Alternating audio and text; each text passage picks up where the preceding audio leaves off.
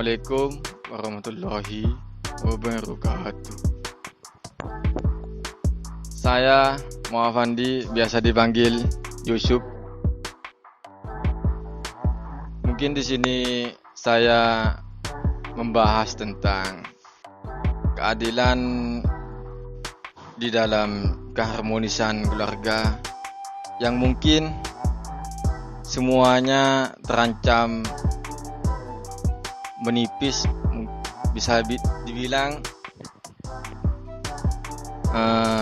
sangatlah berkurang tentang keharmonisan itu sendiri.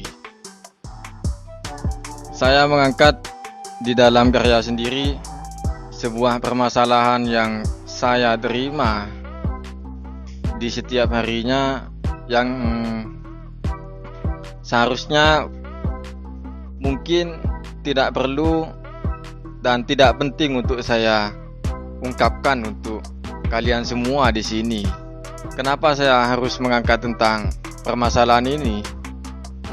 Mungkin kalian bisa mencerna kembali tentang apa sih tentang makna tentang perpisahan ini, tentang keharmonisan yang terus-menerus selalu berkurang di dalam keluarga yang bisa dibilang kecil. Sampai kapan kamu akan terus berkembang tentang yang harus terus diterima dengan permasalahan yang sangat kejam ini? Mungkin saya bilang permasalahan ini sangat kejam. Sampai kapan? Dan apa maksud Anda melakukan permasalahan ini? Dan sampai kapan, dan apakah kalian tidak memikirkan tentang nasib seorang anak yang mempunyai dua anak yang hidup mungkin bisa dibilang sebatang kara, masih bertanda tanya yang sangat dalam tentang permasalahan itu? Sampai kapankah itu akan bergulir? Dan saya membawa karya saya sendiri, memvisualkan, dan bentuknya ya sangatlah nyata. Besi, kawat, seng, itu menceritakan tentang besi yang awalnya kamu yang sangatlah kuat, sabar, yang masih bersih, suci, dan mungkin saat ini besi itu sendiri akan berubah dengan apa yang kamu lakukan saat ini, dan apa yang saya terima saat ini dan adik saya terima saat ini. Mungkin saya akan bilang sangatlah kejam kalian melakukan ini kepada saya dan adik saya. Saya akan pertanyakan kembali, sampai kapan kalian akan melakukan seperti ini? Puaskah kalian ketika membuat keputusan seperti ini? Apakah kalian berpikir lebih dalam gimana nasib anak, gimana nasib seorang anak untuk kedepannya? Dan karya saya saat ini membentuk seperti jam dan selalu mempertanyakan sampai kapan itu. Dan saya selalu bertanya, kepada siapa saya akan mengeluh selain orang tua saya, selain teman saya? Apakah teman saya akan menerima tentang cerita saya? Mungkin akan saya bercerita kepada Tuhan saya. Tuhan saya akanlah tetap mengerti bagaimana keadaan saya yang setiap harinya diterima tentang kesedihan, kesakitan yang saya lakukan. Mungkin adik saya tidak akan mengerti lebih dalam gimana sakitnya tentang permasalahan ini, gitu kan.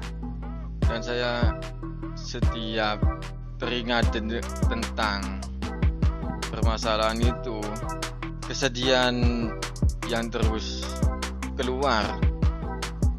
Dan mungkin itu Tuhan yang menyampaikan kepada saya, dan itu Maksud Tuhan, bagaimana kamu akan merespon tentang permasalahan itu sendiri?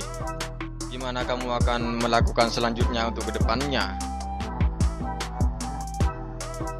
Tuhan menyuruh saya, menggerakkan saya untuk bersujudlah, tenggelamlah, dan temukan dasaran yang terindah untukmu. Saya menemukan satu kata yang sangatlah termotivasi untuk saya dan adik saya. Tenggelamlah ke dasaran laut yang paling dalam dan temukan keindahan di sana.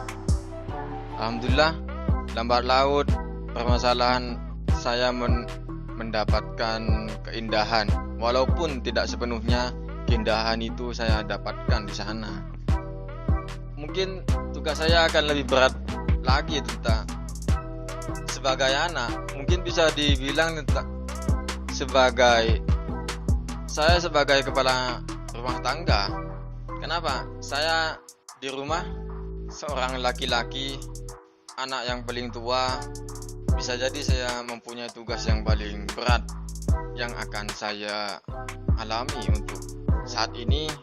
Bisa jadi ya seterusnya, ketika jawaban yang tidak tertemukan oleh saya, kesulitan saya ya menerima permasalahan seperti ini.